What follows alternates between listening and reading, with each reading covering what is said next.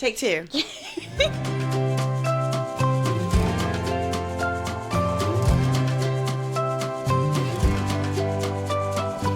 Welcome to the While You Grow podcast with Dr. Courtney Addison and me, Addison Powell, where we will dive into all things pediatrics, occupational therapy, and other important topics around children and development. So, if you are a parent, occupational therapist, student, or just want to learn more about occupational therapy and pediatrics in general, then keep listening.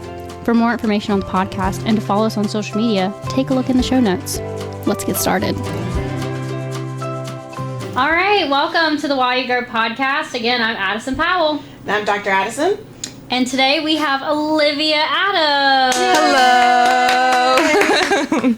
She's the one who made our shirts. She is. She is the designer of our shirts. She has made a lot of items for my family personally and my kids. Just a couple. So would you say that if you go into OT school, you should get a Cricut? You should. You can do so much with it. My shameless plug. You can do a lot with it. Yes, a lot of activities. Olivia is our third year. She's in her Capstone process. You want to tell them a little bit about where you're from, where you went to school, what you studied? Yeah, so let's find out about Olivia. Yeah, so I grew up in Maine, and I moved down here and went to Newberry College for my undergrad. I played field hockey in college, so that's how I ended up at Newberry, because it's a really small school and there's not much to do. But that's how I ended up there, and I got my degree in exercise science. And I thought I wanted to be a physical therapist. And I slowly figured out that I did not want to be a physical therapist. And one of my really good friends growing up, her mom is an occupational therapist. So I went and shadowed her a few times. And then that's when I decided that I liked occupational therapy better. Yay. I think I made a good choice. So yeah. Awesome. Definitely. But yeah, why don't you tell us about your capstone a little bit? Okay, so currently I'm working with Lawrence County DSS, and my project is on... DSS is... Department of Social Services, and I am educating families mostly in kinship care and family preservation. I can talk more about what that is too, on the benefits of occupational therapy and how those services are needed for the children in the child welfare system. So basically, kinship care is when a family member or a family friend or an aunt, uncle, grandparent, that's kind of a lot of our population, take in the children because it's not safe for them to be in their home anymore. So that's who I'm mainly educating. I've met a lot of grandparents that have their kids. And honestly, some people are like their teachers that take in the kids, or just like family friends that live down the street and they're like, these kids are going to go into foster care, so we got to find somebody to take them. And then I'm also educating family preservation. So family preservation is kind of just how it sounds, like preserving the family. A lot of the kids have either been removed from the home previously and put back into the home because the parents have completed the services that they need to be safe in the home, I guess. And I've educated some parents on occupational therapy, and then also the kids haven't always been removed from the home. So, like, their cases aren't as severe that the child needs to be removed. There's just things that need to be done and put into place so that it's still safe for the kid to be there. So, yeah, I've been educating on what occupational therapy can do, because being removed from your home is a traumatic experience, especially if that's the only home you've ever known. So, yeah, that's kind of what I'm doing, just educating how occupational therapy can benefit the children, or just, like, where we need to be in that process. Very neat. So what motivated you to do this capstone? So I have family friends who had two children. They were in foster care. They're adopted now by the family. But I just kind of saw the process that they went through and like all the trauma that they had from the experience. Both of them are also in occupational therapy services now. And so the one thing that I really thought stuck out to me was like, she knew that they needed services because she was a social worker, and like her other kids had IEPs and stuff in school. So she kind of had that background. She knew. But a lot of these people don't know. Mm-hmm. And so they have services, which is great because they needed them. But if you don't know that they need these services, how are you going to get them? Right. And some caseworkers don't know. Like I was telling Dr. Addison earlier, some people still ask me to this day, what is occupational therapy? And I've been there for 10 weeks, which is fine. I don't mind educating because there's like so many different things that like occupational therapy can do. It's just like super, super widespread. So yeah, basically just kind of teaching them that. And I think I really should have also implemented into my project more education to the staff as well. Fascinating. I should have done like a needs assessment for that too, because that's a huge need. Like these people are making referrals because that's their job, but a lot of the time they don't know like what services are actually needed and like what developmental milestones need to be met. And that's not their fault, but that's not in their education. Right. So yeah, I think that would have been another avenue that I could have taken as well. I mean, I am educating every day with everything, but yeah, another capstone project. Someone else needs to pick it up. And well, they want more students to go there, so if anybody's interested. What I say, so if somebody did want to pick it up, what would you like to see in the future in this area? That's a really good question. I mean, I've just been educating like whoever I can really, but I think what would be cool is if they could kind of implement like a transition out of foster care program or like a transition out of the system, because a lot of these cases, they're sometimes talking about it and they're like, well, the kid's 18, they're about to age out. Okay, so what happens when they age out? Like, what are we doing to prepare them? They have transition services, but with occupational therapy, I think that we could really get in there and just be like, okay, these are the things that you need to, like your IADLs, these are the things you need for like money management. This is what happens when it goes into like renting a home or renting an apartment or wherever you're going. If you want to go to college, like those kinds of steps that you would take when you're getting ready to age out. So I think that would be a cool project, like a transition out of care. Yeah. That would be a really cool project. Yeah, because realistically, when you're 18, most people don't have it all together. And Right. trying to figure out, and coming from such an unstable environment and home life, like I can only imagine what that's like. Right. What would you say the biggest need you meet as an OT with this population? If you can name like the 3 biggest needs that you've worked on or that you think. I honestly don't even know. No. Needed. I think so. A lot of the kids that I've seen or like met, they have a diagnosis, so like autism or those kinds of things. And one thing that I think would be great is if kinship care and family preservation, like if they had to make the referral too, if that makes sense. So like usually if they go into foster care, they automatically get put in any services. Like they get their baby net screening, and they usually, if they're under 3, and they usually like immediately get an evaluation. Kinship care and family preservation, it's different. They don't always do that. So I think something that would be great is like if there was an OT kind of in there and just being like, okay, I'm just going to screen these kids real quick and recommend like a referral or whatever, or even provide those services. But I think, I don't really know. I just have been educating really on like what occupational therapy is, because people don't know. And if they do know, there's so much more that they could learn from it. So yeah, I'm trying to think of what else I've been doing. I just feel like every day I'm just like, okay, this is what OT is. Like, this is OT. This is what OT can do.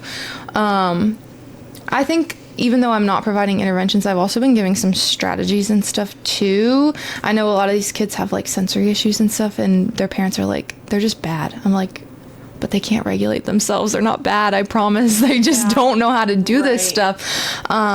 So I think just giving them like some strategies and those kinds of things. Also, there have been some cases where the kids don't always have like great hygiene or stuff, but they don't have anybody modeling that for them in the home, or like teaching them how to do like certain chores and stuff. Nobody's modeling that in the home for them, so they don't know how to be independent.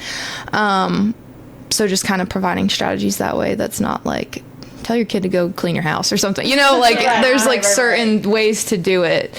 But yeah, I think that, I don't know if that answered your question, but no, it does. I think that's what I've been doing. I think this area is so, I mean, it just seems like we are definitely needed. It's just, you know, we've talked a lot about your paper and, you know, just different things. There's just so much red tape. Yeah, there's a ton of red tape, children and DSS and getting in, and doing those things, but crossing some of those barriers have been a little bit of your issue. Yeah. I know it was kind of not last minute that you got into this place, but it wasn't quickly. No, it took a long time. It took some time. And it's definitely something you're passionate about. So there's that red tape there, along as it is very dynamic, the DSS system. Like they're in one day or their status changes the next day. Yeah. So keeping up with it is a little difficult. What would you say your biggest, or your most difficult situation has been, without naming any names, or just kind of talk about that? Like if someone wanted to do this project, you wanted to give them a heads up on how to do this. I think something that's been hard for me is I am just okay, I'm going to educate as many people as I can. I'm just going to educate everybody. But I don't want to go into someone's home and educate them if they already know, or if their child doesn't need the services, because these parents are already being put in services or being given okay, this is what you have to do basically to get your kid back. You have this, and this. And I don't want to be that person that goes in there and then oh, here's another service. Here's something else that you have to do for your kid now. Right. So that's kind of been hard because I am so passionate and I want everybody to know what occupational therapy is and what we can do, but I don't want to step on people's toes, and I don't want them to feel oh, you think my kid's behind? Oh, you think my kid's this? No, I don't think that. I just want you to know, this is something that you can do. And then also, there's no OT around here. And that's a really hard thing, too, because a lot of these people don't have transportation.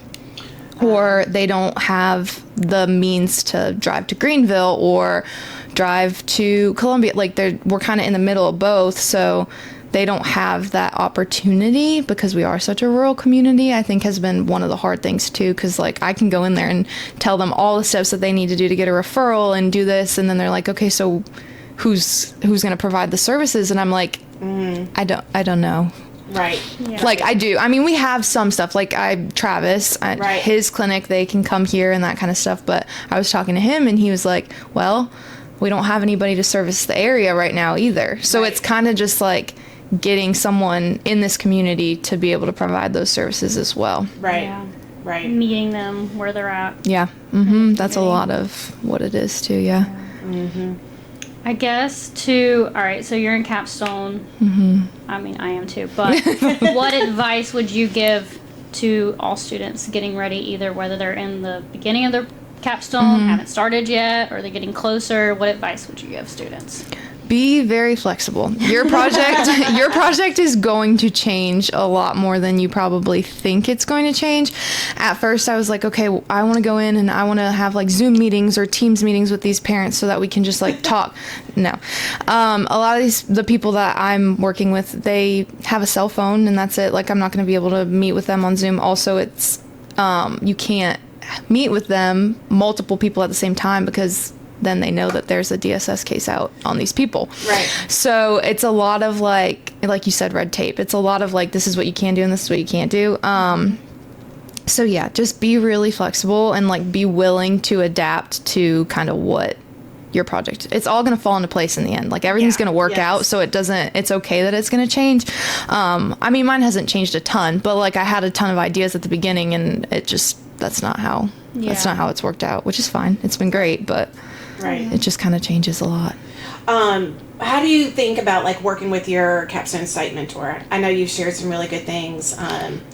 What are some strategies you give to students on developing that relationship? Because a Capstone site, for those that are listening, is not quite a field work. The Capstone, a doctoral Capstone is very independent work. Yeah. So talk about the strategies you've used to work within a very busy organization that are dealing with some really significant things. Yeah, so my head site mentor is actually the director of DSS. I had no idea that she was in charge of everything when I first met her, because she just didn't really come off as I'm in charge of this place, even though she is, but she has a lot of experience and she has a lot of knowledge. So when I first met her, my entire project was different. I actually wanted to work in adoptions, and she was that's great, but that's not the population that needs you.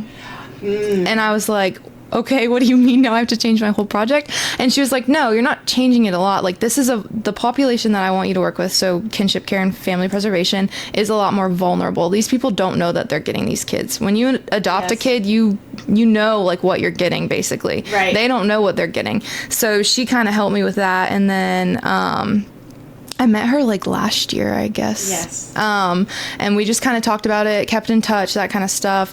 And then now while I'm there, I still have her as my site mentor, but then I also kind of have another like supervisor that's over me. She's in charge of family preservation. And she's hilarious. We all talk back and forth. Like, we get along great. Like, I just think being able to have open communication with them is probably the biggest thing. Like, if you need something, don't be afraid to ask them, because they usually are going to help you. And if they can't help you, they're going to be like, I don't know how to help you here. Like, you're going to have to talk to someone at the school or something like that. So yeah, just being like really open with them and just being like, okay, this is like what I'm thinking I'm going to be doing. And then just like kind of go from there. Like, do you have any ideas, or is there something that you feel like would be more beneficial for me to do? I think was a lot of my mentality at the beginning, because I want it to be beneficial for my project, like what I want it to be, but I also want to service this population. That's the point of the project, is to kind of help everybody.